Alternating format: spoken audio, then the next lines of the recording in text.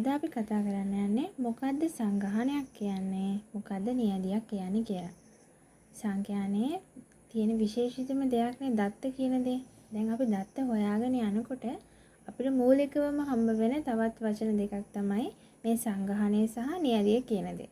අපි අද බලමු මොකද්ද මේ පොපියුලේෂන් කියන්නේ සහ සාම්පල් කියන්නේ කියලා.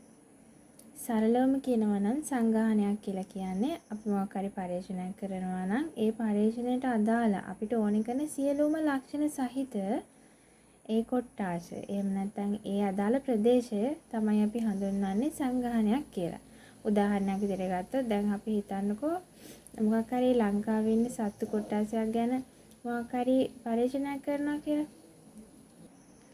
එතකොට ලංකාවේ සිටින සියලුම සතුන් ඒක එතකොට සංගහනයක්. ඊට පස්සේ ලංකාවේ ජනගහනය. උදාහරණයක් විදිහට ගත්තොත් රෝහලක සිටින සියලුම රෝගීන්. මේවා සංගණනය. එහෙම නැත්නම් පොපියුලේෂන් කියන ගොඩට තමයි අයිති වෙන්නේ. මේ පොපියුලේෂන් කියන මේ සංගහනය කොටස් දෙකයි පරිමිත සහ අපරිමිත විදියට. ඒ කියන්නේ අපිට මේ සංගහනය සමහරලාට ගණන් කරන්න පුළුවන් සංගහනක් තියෙනවා. ගණන් කරන්න බැරි ඒවාත් තියෙනවා. දැන් ගණන් කරන්න පුළුවන් ඒවාට උදාහරණයක් විදිහට ගත්තොත් අපිට පන්තියක ඉන්න සිසුන් ගණන් කරන්න පුළුවන්. පොතක තියෙන පිටු ගණන් කරන්න පුළුවන්. දැන් අපිට ගණන් කරන්න බැරි දේවල් ගත්තොත් අපිට කොණ්ඩේ තියෙන කෙස්ගස් ගණන ගණන් කරන්න පුළුවන්ද? බෑනේ. ඒ වගේ දේවල් අපිට ගන්න පුළුවන් අපරිමිත සංගහන විදියට. එතකොට මොකද්ද සාම්පල් එකක්? එහෙම නැත්නම් නියැදියක් කියලා කියන්නේ. නියැදියක් කියලා කියන්නේ මේ පොපියුලේෂන් එක ඇතුලෙන් අපි තෝරගන්න ඒ ලක්ෂණ අඩංගු ඒ කොටස තමයි අපි නියැදියක් එහෙම නැත්නම් සාම්පල් එකක් කියලා කියන්නේ. එතකොට පොපියුලේෂන් එහෙම නැත්නම් සංගහනයක් අපි කොහොමද ඉස්සරහට යන්නේ? කියන්නේ සංගහනයක් අපි සංගණන ක්‍රමය ඔස්සේ තමයි ඉදිරියට අරන් යන්නේ. සාම්පල් එකක් එහෙම නැත්නම් නියැදියක් අපි නියැදීමේ ක්‍රම මගින් තමයි සිද්ධ කරන්නේ. සංගණන ක්‍රමයට උදාහරණ ගත්තොත් ජන සංගණනය ඔයාලා දන්නවා. ජන සංගණනය, නිවාස සංගණනය ඒවා සංගණන ක්‍රමයට තමයි අයිති වෙන්නේ. එතකොට මේ සංගණනය තුල සෑම ඒකකයක්ම අයිති වෙනවා. දැන් හිතන්නකෝ මේ ජන සංගණනය තුල ලංකාවේ කරනකොට හැම පුද්ගලයෙක්ම ඒකට අයිති වෙනවා. ඒක තමයි සෑම ඒකකයක්ම අතුල් වෙනවා කියලා කියන්නේ. ඒක අපි කරන්නේ සංගණන ක්‍රමයක් ඔස්සේ. එතකොට නියැදීමේ ක්‍රම එතකොට සංගණනයෙන් ඉතා කුඩා ප්‍රමාණයක් තමයි මේ සාම්පල් එක ඇතුලේ තියෙන්නේ. මේක අපි කරන්නේ නියැදීමක් ඔස්සේ. අපි මේ නියැදීම කියන එක ඉදිරියට කතා කරනවා සාම්පලින් මෙතඩ්ස් කියන එක. අපි දැන් බලමු මොනවද මේ දෙකේ වාසි සහ අවාසි කියලා. ඒ කියන්නේ මේ සංගණන ක්‍රමයේ නියැදීමේ ක්‍රමයයි අපි ඉදිරියට කතා කරමු වාසි අවාසි ඔස්සේ. සංගහනයක් තුලින් අපි කරන්නේ සංගණන ක්‍රමයනේ. ඒ කියන්නේ පොපියුලේෂන් එකක් අපි සංගණන ක්‍රමයට තමයි සිද්ධ කරන්නේ. එතකොට ඒකේ තියෙන ප්‍රධාන වාසි කිහිපයක් මම කතා කරනවා දැන්. ප්‍රධාන වාසියක් තමයි දැන් මේ අධ්‍යයන ප්‍රදේශයේ සීමා සහිත නම් කියන්නේ අපිට ගණන් කරන්න පරිමිත නම් අපිට පුළුවන් ඒ ගැන සංගණන ක්‍රමය යොදා ගන්න. ඒක වාසියක්. ඒ වගේම අපි මොකක්ද ගැඹුරු අධ්‍යයනයක් කරනවා නම් එතකොට අපිට මේ හැම ඒකකයක්ම ගැඹුරෙන් අධ්‍යයනය කරන්න ඕන නම් අපිට මේ සංගණන ක්‍රමය යොදා ගන්න පුළුවන්. ඒකට ඒකත් එක්තරා ආකාරයක වාසියක්. තව දෙයක් තමයි නිර්වාදිතතාවය ඉහළ වෙනවා. ඒ කියන්නේ දැන් හිතන්නකෝ අපි මේ සංගහනයක් තුල තියෙන සෑම ඒකකයක්ම මේ අපේ සංගණනයට යොදා ගන්නකොට එහි තියෙන නිර්වාදිතභාවය ගොඩාක් වැඩි. ඒ කියන්නේ නිර්වාදිතතාවය ඉහළයි.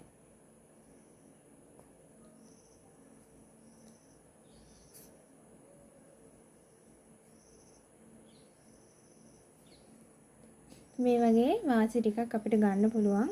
ඊට පස්සේ බලමු මොනවද අවාසි කියලා. සංගණන ක්‍රමයක් තුල තියෙන විශාලම කියන්නේ ලොකුම අවාසියක් තමයි දැන් හිතන්නකෝ ඒකකයේ විනාශකාරී වෙන අවස්ථාවල් වල අපිට මේක භාවිතා කරන්න බෑ. මොකද්ද ඒකකයේ විනාශකාරී වෙන අවස්ථාවක් කියලා කියන්නේ? දැන් හිතන්නකෝ අපි අපේ සංගහනය තමයි ටයර්. අපිට දැන් මෙතන පරීක්ෂා කරන්න ඕනේ ටයර් වල තියෙන ගුණාත්මක භාවය ගැන. දැන් අපි ටයර් වල තියෙන ගුණාත්මක භාවය ගැන මේ රිසර්ච් මේ කරනකොට අපිට මුළු සංගණනයම ගත්තොත් එතකොට අපිට හැම ටයර් එකක්ම කොහොමද ගුණාත්මකද කියලා බලන්නේ හැම ටයර් එකක්ම ගන්න වෙනවා.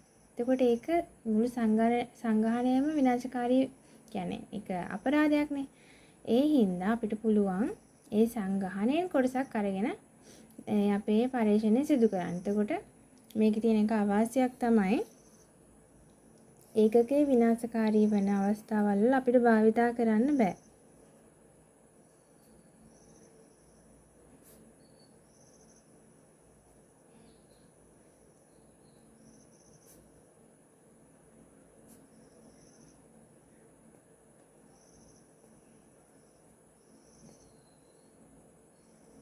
ආයි මොනවද තියෙන අවාසි?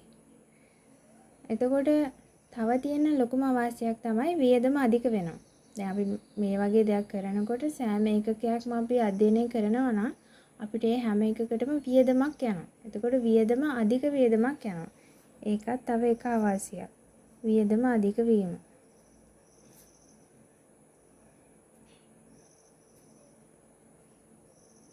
ඒ වගේම තවත් තියෙන අවාසියක් තමයි මේකට අපිට විශාල කාලයක් වැය වෙනවා. මොකද හැම ඒකකයක්ම බලන්න උනහම විශාල බලයක් කාලයක් යනවා.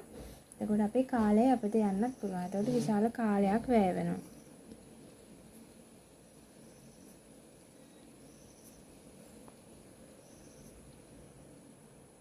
අපි දැන් බලමු මොනවද නියැදීමේ ක්‍රම ඒ වගේ තියෙන වාසි අවාසි කියලා.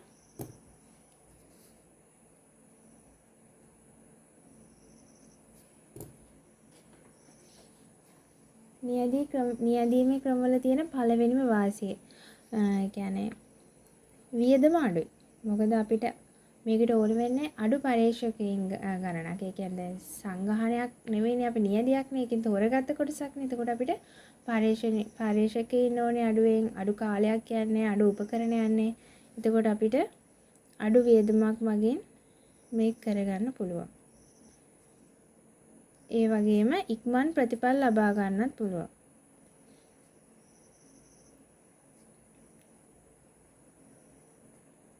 ඒ වගේම තවත් මේ තියෙන වාසියක් තමයි නිර්වද්‍යභාවය ඉහළයි. ඒ කියන්නේ දැන් මේකට අපි යොදාගන්නේ ගොඩක් පුහුණු පළපුරුදු විමර්ශකයන්. ඊට පස්සේ නවීන උපකරණ යොදා ගන්නවා, නවීන තාක්ෂණ යොදා ගන්නවා. ඒ කියන්නේ කුඩා කොටසක්නේ අපිට අධ්‍යයනයේ පරීක්ෂණයේ තියෙන. එතකොට ශාස්ත්‍ර කටයුතු අධ්‍යයනය ඉතාම පහසුයි. එතකොට මේ නිර්වද්‍යභාවය ඉතා ඉහළයි.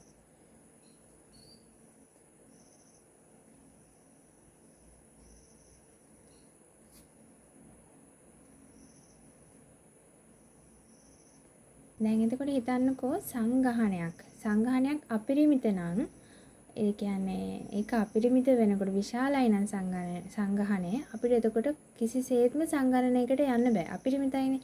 ඒ වගේ වෙලාවකට අපි අනිවාර්යයෙන්ම මේ නියැදිය යන කියන ඔප්ෂන් එකට යන්න වෙනවා. ඒ කියන්නේ සංගහනය විශාල වෙන අවස්ථාවලදී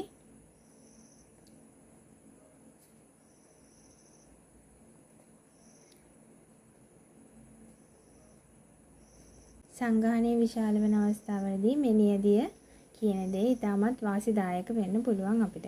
ඒ කියන්නේ අපරිමිත අවස්ථාවලදී. අපි දැන් බලමු මොනවද අවාසි කියලා. වාසි අවාසි දෙකම කතා කරන්න ඕනේ. සුදුසු නියැදි ක්‍රමයක් තෝරා ගැනීමේදී අපි සැලකිලිමත් වෙන්න ඕනේ. මොකද අපිට හරියටම ගැලපෙන සාම්පල් එකද අපි තෝරගත්තේ කියලා. ඒ වගේම අපිට මේකට හොඳින් පුහුණු වුණු විමර්ශකයන් සහ ඒකට අවශ්‍ය කරන දැනුම අවශ්‍ය වෙනවා. ඒ වෙලාවට අපි මේ දේවල් හරියට කරගත්තොත් තමයි අපිට හරිම නියැදිය තෝරගන්න වෙන්නේ. එතකොට විමර්ශකයා පක්ෂපාතී වුණොත් ඒ කියන්නේ ප්‍රතිඵල සාවද්‍ය වෙන්න පුළුවන්. ඒකට තමයි අපි පුහුණු හොඳ ඒ කියන්නේ දැනුම තියෙන විමර්ශකයන් තෝරගන්නේ. ඒ වෙලාවකදී විමර්ශකයා පක්ෂපාතී වුණොත් අපිට සාවද්‍ය තොරතුරු ලැබෙන්න පුළුවන්. එකත් මේකේ තියෙන තරහා අවාසියක්. අපි කෙටියෙන් ලියමු සාවද්‍ය තොරතුරු ලැබීමේ හැකියාව කියලා.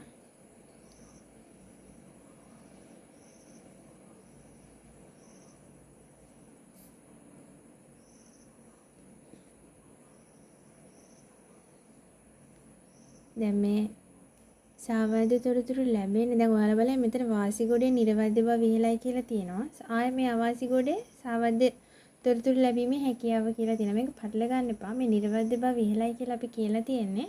අපි හොඳ විමර්ශකයන් දැනුම පළපුරුද්ද තියෙන ඒ කට්ටිය යොදා ගන්න නිසා. මෙතන මේ සාවද්‍ය තොරතුරු ලැබීමේ හැකියාව කියලා යොදන්නේ බැරි වෙලාවත් විමර්ශකයා පක්ෂපාතී වුණොත් විතරයි.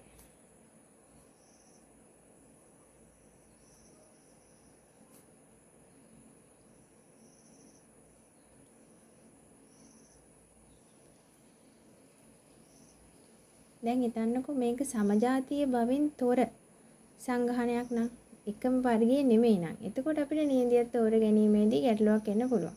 එහෙම වුණොත් ඒන රිසල්ට් අපිට ඕන කරන අපිට අවශ්‍ය දේවල් නොවෙන්න පුළුවන්. ඒ කියන්නේ සමජාතීය බවින් තොරයි නම් මේ අපිට නියදියකට යන්න බෑ.